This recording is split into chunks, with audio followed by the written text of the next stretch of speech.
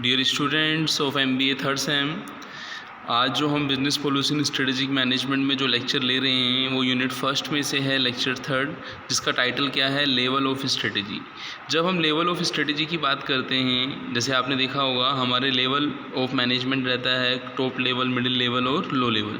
ऐसे हम बिज़नेस के अंदर जब हम स्ट्रेटेजीज़ की लेवल की हम बात करते हैं तो कॉर्पोरेट लेवल स्ट्रेटेजी रहती है, बिज़नेस लेवल स्ट्रेटेजी रहती है और फंक्शनल लेवल स्ट्रेटेजी रहती है। यहाँ सबसे पहले हम समझेंगे कि कॉर्पोरेट लेवल स्ट्रेटेजी क्या होती है। कॉर्पोरेट लेवल स्ट्रेटेजी का मतलब क्या हुआ, हम किसकी बात करेंगे, हम इसके अंदर जो अपने CEO हैं कॉर्पोरेट लेवल पर, जो हमारे एग्जीक्यूटिव्स वगैरह हैं, senior executive, board of director जो है, जो कॉर्पोरेट स्टाफ है, उसकी बात करेंगे। और इनका जो कंसर्न रहता है ऑर्गेनाइजेशन के अंदर, इनका काम क्या रहता है, स्ट्रेटजी को क्या करना, फॉर्मुलेट करना। और ये क्या करते हैं, जैसा कि आपको पता हो, जो हम फॉर्मुलेशंस की बात करते हैं, जो टॉप मैनेजमेंट जो चीज़ों को फॉर्मुलेट करते हैं, तो उसको middle level low level management को समझाना पड़ता है। तो उसके लिए हमें किसकी हेल्प लेना पड़ती है, बिज़नेस लेवल स्ट्रेटेजी की भी लेनी पड़ती है। तो यहाँ पे हम ये देखें कि कॉर्पोरेट लेवल जो है वो ओवरऑल बिज़नेस के लिए क्या बना देते हैं, स्ट्रेटजीज़ बनाते हैं। और बाद में जो बिज़नेस लेवल हैं वो क्या करते हैं, उनको जो आपके बिज़नेस लेवल स्ट्रेटेजी है उसके अंदर बिज़नेस लेवल स्टाफ है वो क्या करता है, जो कॉर्पोरेट लेवल की स्ट्रेटेजी बनी है उसको स्पेसिफिक बिज़नेस से क्या करते हैं, रिलेट करते हैं।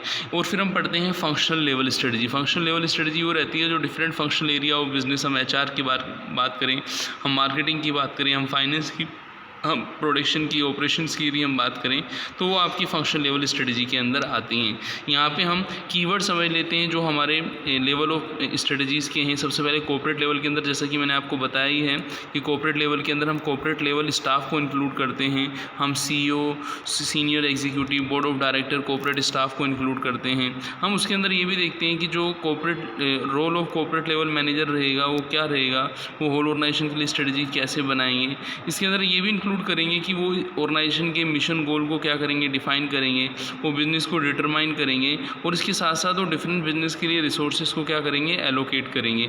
फिर उसके अनुसार वो क्या करेंगे, स्ट्रेटजी को फॉर्मुलेट करेंगे, इम्प्लीमेंट करेंगे, ताकि जो भी अपना इंडिविजुअल स्पेसिफिक बिजनेस है उसके हिसाब से हम क्या कर सकें, उसको प्रोवाइड कर सकें लीडरशिप। फिर हमने कॉर्पोरेट लेवल को यहाँ पे समझा है। अब हम समझेंगे बिज़नेस लेवल। बिज़नेस लेवल की जब हम बात करेंगे तो बिज़नेस लेवल के अंदर हम ये समझेंगे कि बिज़नेस लेवल क्या करता है कि जो जर्नल स्टेटमेंट्स रहते हैं, जैसे आपने देखा होगा कॉर्पोरेट लेवल ने स्ट्रेटजी बना दी पूरे बिज़नेस के लिए। अब बिज़नेस लेवल क्या करेगा, स्पेसिफिक बिज़नेस के लिए वो उस को ट्रांसलेट करने का काम करेगा। तो यहाँ पे हम यही समझते हैं कि स्ट्रेटेजिक रोल जो रहता है, जो बिज़नेस लेवल मैनेजर रहते हैं, वो ट्रांसलेट करते हैं general statement of direction intent को, ठीक है ना, जो हमें कॉर्पोरेट लेवल से आते हैं, उनको concentrate strategy for individual business के लिए क्या करते हैं, ट्रांसलेट करते हैं। फिर हम देखते हैं फंक्शनल लेवल मैनेजर कौन से हैं। फंक्शनल लेवल मैनेजर की यदि हम बात करें तो वो स्पेसिफिक बिजनेस फंक्शन के लिए रेस्पॉन्सिबल होते हैं, जैसे HR है, परचेज है, प्रोडक्शन है, कस्टमर सर्विस है, इनके लिए क्या होते हैं, रेस्पॉन्सिबल होते हैं। और फंक्शनल लेवल मैनेजर्स की जब हम बात करते हैं तो हम फंक्शनल लेवल की एक्टिविटीज़ की हम बात करते हैं। फिर अपना आता है नेक्स्ट जो आता है उसे हम बोलते हैं आपका, जो आपके फंक्शनल की यदि हम बात करें तो फंक्शनल लेवल के अंदर हम देखते हैं तो डिफरेंट फंक्शनल एरिया आते हैं, जैसे आपका मार्केटिंग हुआ, HR हुआ, आपका फाइनेंस हुआ। जब अब हम आगे पढ़ेंगे तो आगे हम जब फंक्शनल लेवल स्ट्रेटजी पढ़ेंगे आगे वाली यूनिट्स के अंदर, तो हम डिटेल में प्रोडक्शन स्ट्रेटजी को भी पढ़ेंगे, हम लॉजिस्टिक स्ट्रेटजी को भी पढ़ेंगे, हम रिसर्च एंड डेवलपमेंट स्ट्रेटजी को पढ़ेंगे। तो कहने का मतलब क्या हुआ, फंक्शनल स्ट्रेटजी क्या हुई, वो बिज़नेस की स्ट्रेटजी है, उस पर्टिकुलर फंक्शनल एरिया की बिज़नेस है, बिज़नेस के लिए स्ट्रेटजी है। जैसे हम सबसे पहले पढ़ते हैं मार्केटिंग स्ट्रेटजी। तो मार्केटिंग स्ट्रेटजी के अंदर हम ये देखेंगे कि मार्केटिंग स्ट्रेटजी की टेक्निक कौन कौन सी, जैसे आपने सुना हो सोशल मार्केटिंग। एक छोटा सा एग्जांपल मैं आपको दूंगा। आपने देखा होगा कि जो स्मोकिंग के हम ऐड देखते हैं कि धूम्रपान करने से जो है आपको कैंसर हो सकता है, अपना TV चैनल्स के अंदर आता है। तो हम स्मोकिंग की हम ऐड देखते हैं। इन दिनों आप देखें तो कोविड-19 के लिए आता है कि wear the mask when you go outside and maintain the social distance. तो आप ये देखें, ये सब चीज़ें हैं। वैक्सीन वगैरह के लिए बताया जा रहा है। तो लोगों को क्या करना, अवेयर करना, सोसाइटी के बेनिफिट के लिए उन चीज़ों को टारगेट ग्रुप तक पहुंचाना, वो क्या कहलाता है, सोशल मार्केटिंग कहलाता है। फिर आता है ऑगुमेंटेड मार्केटिंग। जैसा कि नेम से क्लियर है, ऑगुमेंटेड मार्केटिंग का मतलब क्या हुआ, हम किसकी बात कर रहे हैं, हम एडिशनल सर्विसेज की बात कर रहे हैं। हम किसकी बात कर रहे हैं, बोलो, एडिशनल सर्विसेज की बात कर रहे हैं। और ये जो एडिशनल सर्विसेज होंगी बच्चों, ये एडिशनल सर्विसेज कौन सी होंगी, जो हम क्या करते हैं, अपने कस्टमर्स को प्रोवाइड करते हैं। जैसे छोटा सा एग्जाम्पल मैं आपको दूँ तो आपने टाटा स्काई में देखा होगा, टाटा स्काई की एक्टिव सर्विस है। टाटा स्काई का आप देखें तो हेल्थ के रिगार्डिंग आपका जो है टाटा स्काई का हेल्थ के रिगार्डिंग भी प्रोग्राम्स आते हैं, सर्विसेज आती हैं। टाटा स्काई हॉलीवुड आता है, बॉलीवुड आता है, क्लासिक सिनेमा आता है, आपका डिवोशनल्स का आता है। हम देखें तो कहीं ना कहीं फूड्स का है। ये हम कस्टमर को क्या कर रहे हैं, एडिशनल बेनिफिट या सर्विसेज प्रोवाइड करते हैं। ऑगुमेंटेड का मतलब हुआ एडिशनल, है ना। फिर हम बात करते हैं डायरेक्ट मार्केटिंग। डायरेक्ट मार्केटिंग का मतलब ये हुआ कि आपने देखा होगा कि कंपनी जब आप अपना ईमेल वगैरह खोलते हैं तो कंपनी की आपके इनबॉक्स में मेल आ जाती है जिसमें जो कंपनी है डायरेक्टली आपको प्रोडक्ट्स पर क्या ऑफ़र वगैरह चल रहे हैं तो उनको बताती है। तो एक ऐसा मीन्स जिसके थ्रू हम डायरेक्टली कस्टमर से क्या करते हैं, डायरेक्टली रेस्पॉन्स करते हैं कस्टमर्स के, तो उसको हम क्या बोलते हैं, डायरेक्ट मार्केटिंग। हम कभी देखें टेलीविज़न के अंदर आप देखें तो होम शॉप 18 वगैरह इनका आता रहता है, नापतोल का आता रहता है, वो डायरेक्ट मार्केटिंग है।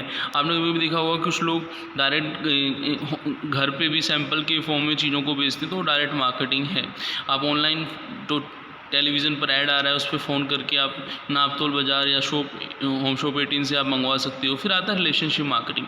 रिलेशनशिप मार्केटिंग का मतलब ये हुआ कि हम क्या करते हैं, हम कस्टमर्स को बिलोंगिंगनेस का जो है सेंस देने के लिए, आपने देखा हो एयरलाइंस के अंदर जो स्पेशल लगेज है मेजर एयरपोर्ट्स के अंदर वो प्रोवाइड कराया जाता है। इसके अलावा आप देखें कि कंपनी क्या कर रही है, स्पेशल बेनिफिट सेलेक्टेड कस्टमर्स को देखते हैं कि आप हमारे लॉयल कस्टमर हो, रेगुलर कस्टमर हो। तो रिलेशनशिप मार्केटिंग का मतलब ये हुआ कि आपको कुछ ऑफ़र वगैरह कंपनी देती है और उस रिलेशनशिप को स्ट्रॉन्ग करती है। फिर आता है सर्विस मार्केटिंग। जब आप अपने मार्केटिंग के अंदर मार्केटिंग और सर्विसेज पढ़ेंगे तो वहाँ सर्विस मार्केटिंग की आप टाइप्स पढ़ेंगे, जैसे इंश्योरेंस है, बैंकिंग है आपका।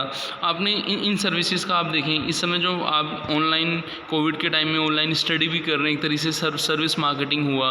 हमने देखें कि हम गूगल मीट के थ्रू या फिर जो भी अपना ऑनलाइन प्लेटफॉर्म के थ्रू हम क्या कर रहे हैं, आपको पढ़ा रहे हैं, तो सर्विस मार्केटिंग का टाइप हुआ। बैंक सर्विसेज प्रोवाइड कराते हैं। आपको याद हो जब बैंक्स के अंदर न्यू टेक्नोलॉजी को, कंप्यूटराइजेशन उसको लाया गया था तो जो स्टाफ था कितना विरोध करता था, लेकिन आज के टाइम में हम देखें उसके बाद बैंकिंग के लिए जो रेडिकल चेंज आया है बैंकिंग के अंदर, आप देखेंगे कि यही उनकी स्ट्रेंथ बनी है। इससे ही देखो बैंक का बिज़नेस जो है not only domestic, international level पर भी बिज़नेस प्रोवाइड करा रहे हैं। फिर आता है पर्सनल मार्केटिंग। पर्सनल मार्केटिंग के अंदर जो पर्सन रहता है वो अपने आप को खुद को क्या करता है, मार्केटिंग एडवर्टाइज करता है। जैसे आपने देखा होगा कभी केबीसी के अंदर कोई पर्सन आ रहा है, वो वहाँ से जो पैसा जीतता है, कोई पॉलिटिशियन वगैरह, स्पोर्ट्स स्टार्स आ रहा है, अपनी मूवी का ऐड कर रहा है, तो हम कहीं ना कहीं देखें कि अपनी वोट्स वगैरह के लिए या फिर अपनी मूवीज़ के लिए या फिर अपने करियर की ग्रोथ या इनकम को प्रमोट करने के लिए लोग क्या कर रहे हैं, एडवर्टाइजमेंट करते हैं। फिर आता है ऑर्गेनाइजेशन मार्केटिंग। जैसा कि आप समझिए कि जो ऑर्गेनाइजेशन के टाइप होते हैं, profit making, non profit making, तो वो अपने हिसाब से अपनी मार्केटिंग करते हैं। वो जो टारगेट ऑडियंस है उसके एटीट्यूड में चेंज, उसको चीज़ों से जोड़े रखने के लिए वो जो मार्केटिंग करते हैं वो नेशनल मार्केटिंग कहलाती है। फिर आती है प्लेस मार्केटिंग। आपने टूरिज़्म के अंदर देखा होगा, टूरिस्ट इंडस्ट्री के अंदर आप देखा होगा कि जो ब्रांड एसेंबलर होते हैं, जैसे हम गुजरात की बात करें तो वहाँ पे अमिताभ बच्चन जी ऐड करते हैं कि एक बार गुजरात या एक रात गुजरात, इस तरीके से, तो प्लेस मार्केटिंग कहलाता है। उस प्लेस की एडवर्टाइजमेंट की जाती है। एनलाइटन मार्केटिंग के अंदर हम 5 प्रिंसिपल पर बात करते हैं, जैसे कस्टमर्स ओरिएंटेड की बात करते हैं, इनोवेशन की बात करते हैं, वैल्यू मार्केटिंग की बात करते हैं, सेंस ऑफ मिशंस की बात करें। हमने देखा कि कुछ प्रोडक्ट्स इस तरीके से होते हैं जिनके अंदर हमें ये चीज़ें, जैसे कस्टमर ओरिएंटेड, कस्टमर की जो नीड है उसको ध्यान रखना होता है, प्रोडक्ट में इनोवेशन लाना होता है। यदि हम नहीं लाएंगे तो मार्केट से बाहर हो जाएंगे। आपने रिवर्स जर्नी भी देखी होगी मोबाइल कंपनीज़ के अंदर, जिन्होंने इनोवेशन एंड्रॉइड वगैरह को एक्सेप्ट नहीं किया तो उनकी रिवर्स जर्नी भी रही, तो वो एनलाइटन मार्केटिंग का पार्ट है। फिर आता है डिफरेंट मार्केटिंग। डिफरेंशियल मार्केटिंग का मतलब ये हुआ कि कंपनी क्या करती है, जो भी अपने टारगेट्स ग्रुप हैं, अलग अलग ग्रुप के लिए अलग अलग स्ट्रेटजी यूज़ में लेती है। जैसे आपने देखा हो कि हम कलर के बेस पर, साइज़ के बेस पर, ब्रांड नेम के बेस पर, जैसे HUL की यदि हम बात करें तो लाइफ बॉय देखें तो आप देखो कीटाणु वगैरह के लिए हम बात करते हैं, लाइफ बॉय हुआ।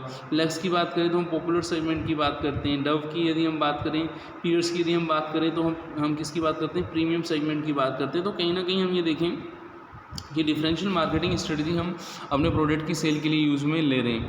ये कस्टमर्स को टारगेट करने के लिए, कस्टमर्स को अपने प्रोडक्ट्स के साथ जोड़े रखने के लिए हम इस तरीके की स्ट्रेटजी यूज़ में लेते हैं। फिर आता है सिंक्रो मार्केटिंग।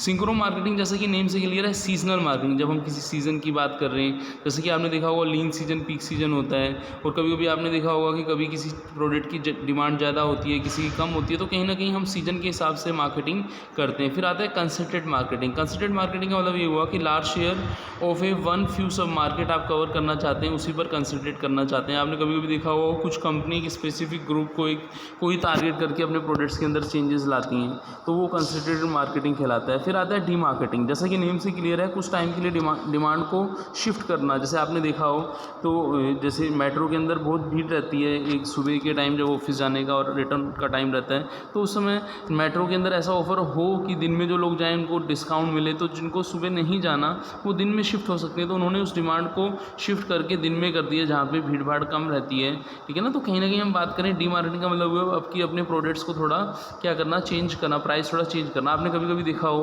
तो आप वाटर पार्क वगैरह जाते हैं, तो वहाँ पे आप ये देखें सैटरडे संडे टिकट्स जो हैं ज़्यादा होते हैं, तो कहीं ना कहीं वो क्या कर रहे हैं कि जो मंडे टू फ्राइडे भीड़ कम होती है वहाँ पे, वहाँ वो भीड़ जो सैटरडे संडे को आ रही है वो शिफ्ट होकर मंडे टू फ्राइडे हो जाए, जो लोग वहाँ आ सकते हैं वो आ सके। तो ये डी मार्केटिंग हुआ।